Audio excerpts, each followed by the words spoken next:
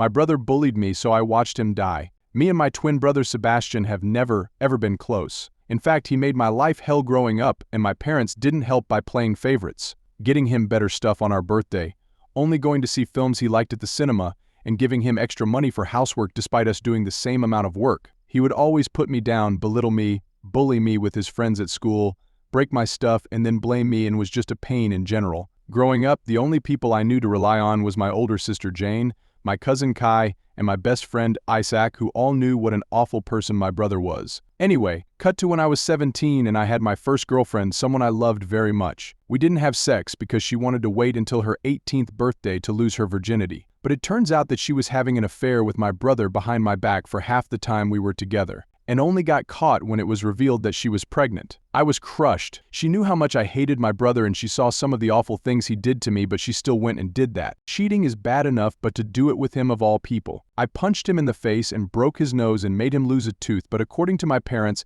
I am the one in the wrong, and now we have to help this girl who is carrying my brother's child and have to help support them. My brother then said that he had no intention of being a father and told my girlfriend to get an abortion. She then ran out of town and I never saw her again.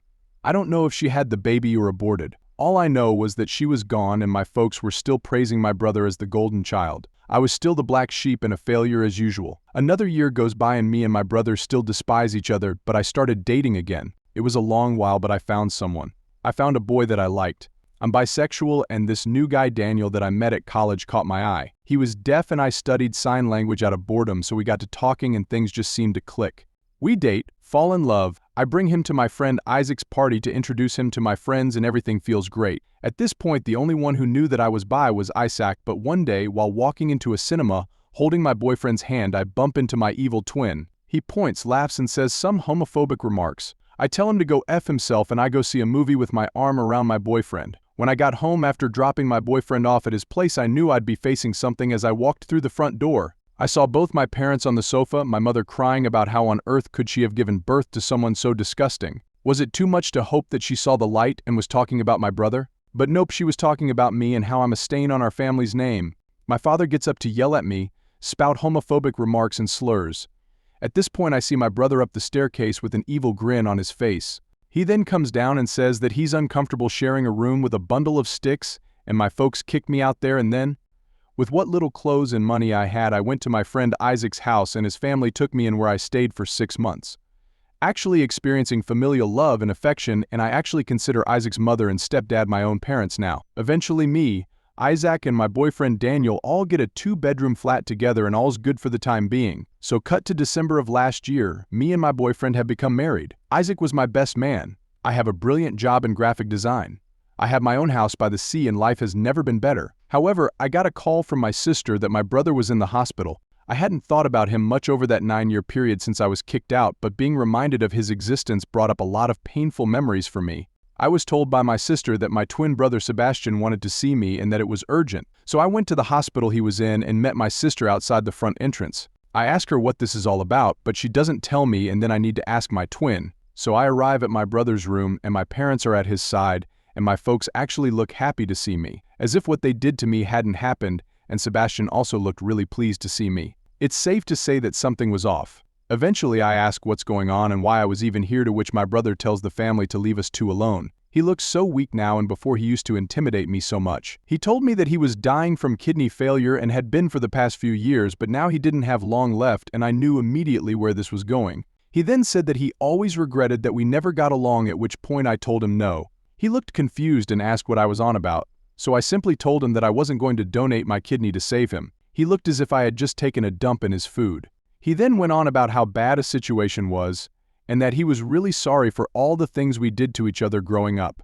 Like, excuse me, we did to each other.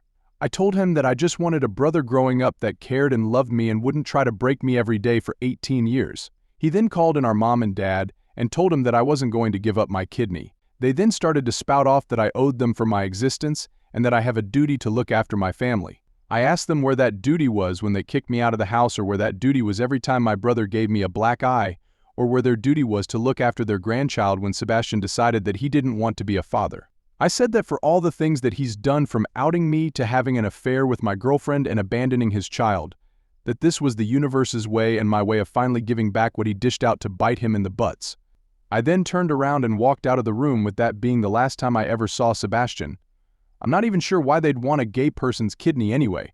I walked past my sister, who gave me a look. I gave her a look back, and then she in turn gave me a look that said, "I understand."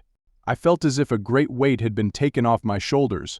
I went home and never looked back because I was pleased with my decision. Last week I got a call from my sister to inform me that Sebastian had died. She asked if I was okay, and I said I was, that I didn't really feel anything in all honesty. She said that she understood to a degree, as Sebastian hadn't been all that kind to her over the years either. I had my husband and Isaac there to support me. The next day I was getting calls and texts from family members that I hadn't spoken to in years, telling me that I'm going to hell for being a bad son, being a bad brother, and for being a bundle of sticks, and that me and my husband don't deserve children. This makes me second-guess my choice of not giving my brother my kidney. Even in death he makes things harder for me. I did wonder if I was a bad person and if I made the wrong decision. But I knew that if I was in his position he would have left me for dead, so screw him.